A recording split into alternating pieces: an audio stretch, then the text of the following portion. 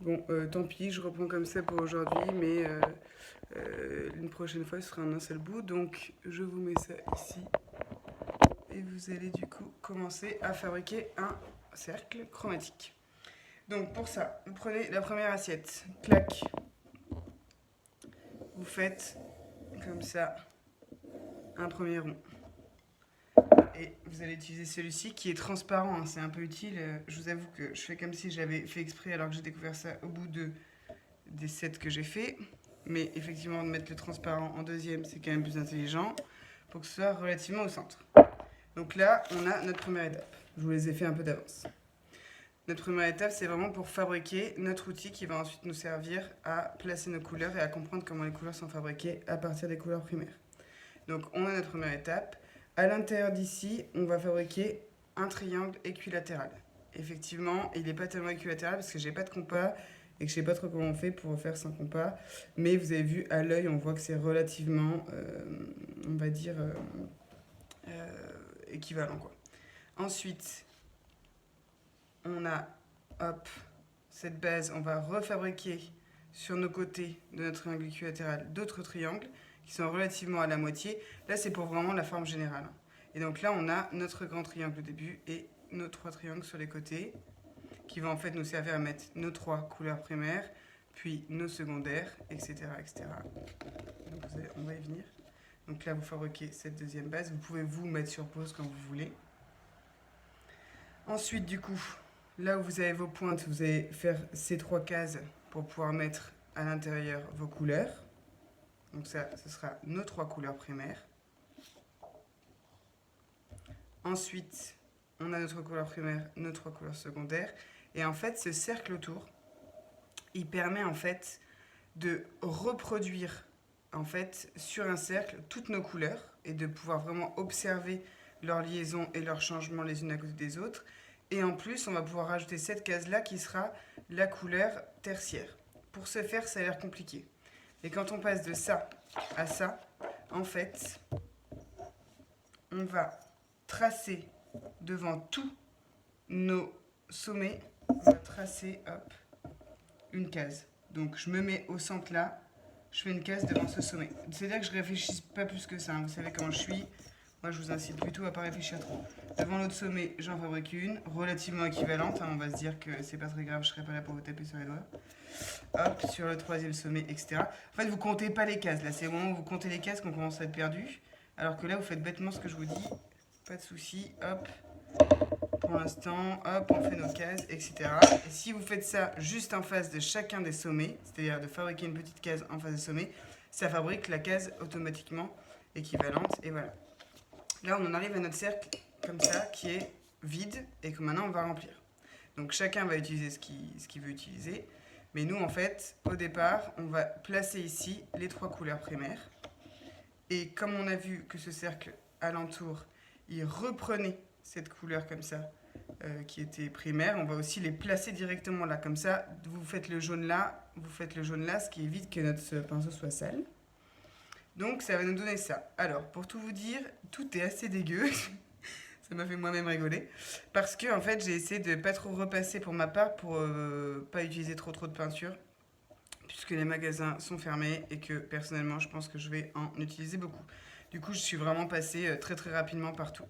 Donc là, j'ai placé mes trois couleurs primaires. Donc les couleurs primaires, c'est les couleurs de base. C'est-à-dire que c'est les couleurs à partir desquelles on peut fabriquer toutes les autres couleurs. Ok?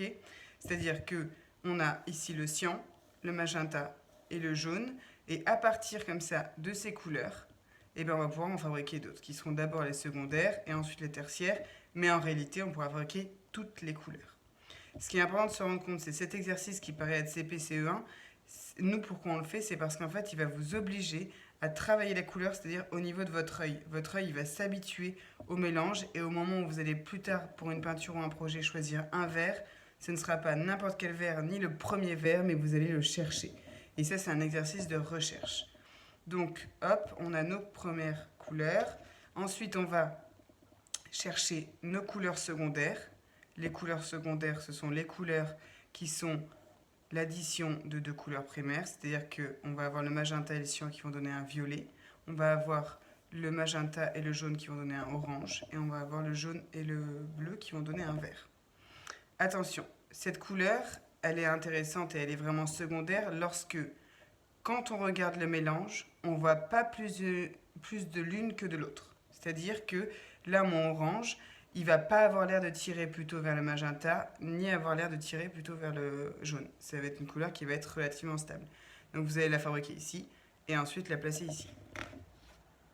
Donc là, on aura, encore c'est dégueulasse, ça me fait trop rigoler. En plus, j'avais pas les bons pinceaux, enfin écoutez, c'est le bordel. Ça va s'améliorer d'ici peu. Voilà, donc on aura nos couleurs comme ça, et là on fabrique en fait les secondaires. Donc on observe juste quand, hop, en mélangeant deux couleurs, on a une troisième qui se mélange. Là, j'attire votre attention parce que j'ai eu beaucoup d'élèves qui souvent là font l'erreur de se tromper de case. C'est-à-dire que là, ils mettent leur couleur et là, en fait, ils mettent le vert ici. Attention, parce qu'une fois que c'est fait, il faut tout recommencer. Personnellement, j'ai déjà fait 2 fois ce matin. Voilà, donc là, on est aux couleurs secondaires. Et ensuite, hop, on va avoir du coup nos couleurs primaires, nos couleurs secondaires, et on va avoir celle du milieu, qui en fait est un orange qui va plutôt vers le magenta. En fait, c'est la couleur intermédiaire entre les deux. Ça, c'est pareil, c'est à l'œil. On ressent que dans cette couleur, il y a plus de magenta que dans celle-ci. On va amener le orange vers le magenta. Là, on va amener le orange vers le jaune. Et rien que là, déjà, on sait faire tout ça comme couleur. La prochaine séance, je vous expliquerai un peu plus comment on s'en sert, etc. Ça, c'est une version assez simple. Ça, vous pouvez le faire largement avec même des crayons de couleur, etc. L'idée, c'est vraiment de piger comment les couleurs, elles se multiplient, en fait. Comment il en existe vraiment beaucoup, beaucoup. Attendez, je regarde juste. Ouais, hop. Donc, du coup, ça, c'est la première base. Donc, attendez, je vous reprends, normalement, là. Hop. Je pense que je fais comme ça. Donc, je sais pas si je suis dans le bon sens. Bon, ouais, je suis dans le bon sens. Voilà. Donc, oui, je tousse un peu, mais rien de grave. Donc, du coup, ce cercle chromatique, vous le faites. Ce cercle chromatique, je vous expliquerai vraiment toutes ces possibilités dans une prochaine vidéo, puisqu'on va continuer à faire ce travail-là. Pour ceux qui ont déjà fait ce cercle chromatique, vous savez qu'il nous permet aussi de comprendre comment les couleurs, elles peuvent aussi se modifier.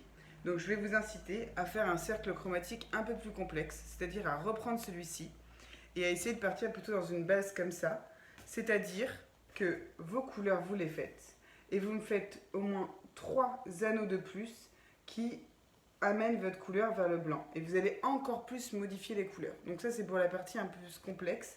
Je n'avais pas eu le temps de la faire ce matin, mais je vous enverrai une image peut-être sur le groupe pour que vous voyez. Je l'avais fait faire à mes prépas, c'était un très bon travail pour justement capter toutes les différentes nuances que peut nous amener une couleur et comment vos travaux, même ça peut être, vous allez voir, peut-être ça peut être pour vos maisons ou n'importe quoi, mais en tout cas la couleur c'est vraiment pour devenir un petit peu plus, on va dire, un peu plus expert, j'ai envie de dire. Il faut comme ça peut-être entraîner son œil à mieux les regarder et à être vraiment attentif à ce qu'on regarde. Donc attendez, je prends juste ma petite feuille pour regarder. Donc voilà, pour faire vos couleurs, au moment où vous allez les faire, prenez une petite assiette, vous les mélangez, vous essayez de mettre des petites quantités parce que économisez-la au cas où vous en ayez besoin de beaucoup. Et vous essayez de faire des petites quantités et de passer comme ça. Je ne serai pas très regardante sur le dépassement ou les aplats. Chose qui aurait été normalement vraiment un peu obsessionnelle pour ma part. Donc ceux qui n'ont pas de matos du tout, j'ai envie de dire, vos crayons de couleur, même mélangés avec des crayons, etc. Essayez de remplir pour essayer de trouver des nuances de couleurs différentes. On va voir ce que ça donne. J'ai jamais été trop amenée à faire ça. Soyez créatifs. Et j'ai même pensé à un truc. Ceux qui ont envie aussi d'essayer des choses un peu différentes, vous prenez des magazines. Attention, regardez, Cosette, le célibat fait un tabac et Junk Page. En fait, vous prenez à l'intérieur des magazines, vous pouvez découper des couleurs et essayer de venir les classer comme ça en essayant de regarder de quel côté elles tirent le plus. Là, c'est vraiment une base aujourd'hui qu'on fait tous. Je voudrais vraiment que le maximum de vous le fassiez. Je voudrais que vous me l'envoyiez ensuite,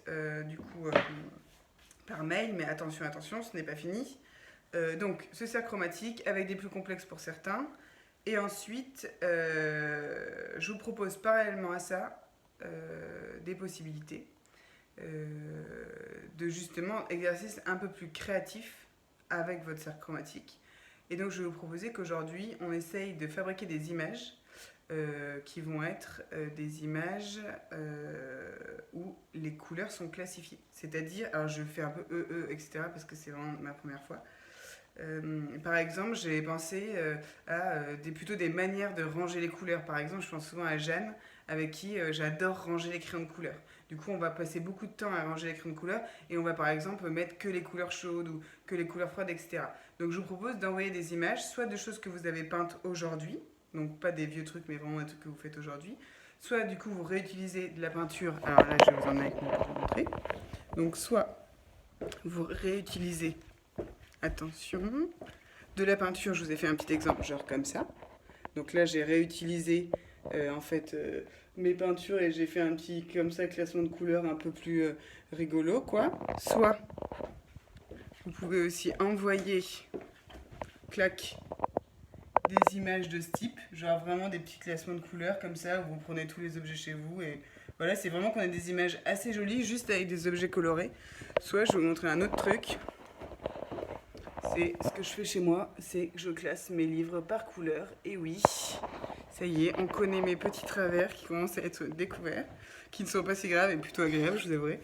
Donc voilà, ce que je vous propose, c'est que l'exercice créatif de la journée... Alors attendez, parce que je suis sur une chaise en même temps, parce qu'il faut tout s'organiser. Voilà, que l'exercice un peu créatif de la journée, ce soit en fait d'utiliser soit les couleurs que vous avez, soit effectivement faire des photos, etc. De choses un peu créatives. Où vous classez les couleurs comme vous voulez. Voilà, donc ça c'est l'exercice de la journée. Et aussi, ah voilà, juste pour les mamans qui sont un peu en galère au cas où, bah vous pouvez aussi juste faire ça à vos mômes. Genre vous essayez de leur faire plein de couleurs différentes. Ou alors même des grandes, voilà, ou découper des grandes couleurs et les classer, ou les mettre de côté. Enfin, vous pouvez juste leur faire prendre des couleurs comme ça et essayer de leur faire des choses, soit en découpage, soit juste en peignant comme ça des petits bouts, voilà. Alors pour l'instant, je crois que c'est pas mal. Donc, juste, je vous dis que moi, ça m'a fait vachement bien là, de devoir me presser un peu. D'avoir un petit rythme comme ça, genre ouf. Et donc du coup, je vais vous proposer que tout le monde essaye de rendre ça pour maximum 19h ce soir.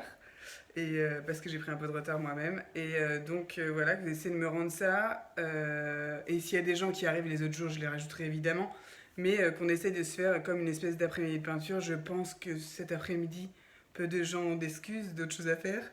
Ou alors, sinon, vous pouvez peut-être décaler la séance de yoga ou de footing avec papier, ou décaler la tarte aux pommes pour peut-être juste utiliser ces mercredis et ces lundis pour faire des choses un peu plus artistiques avec moi, si vous voulez.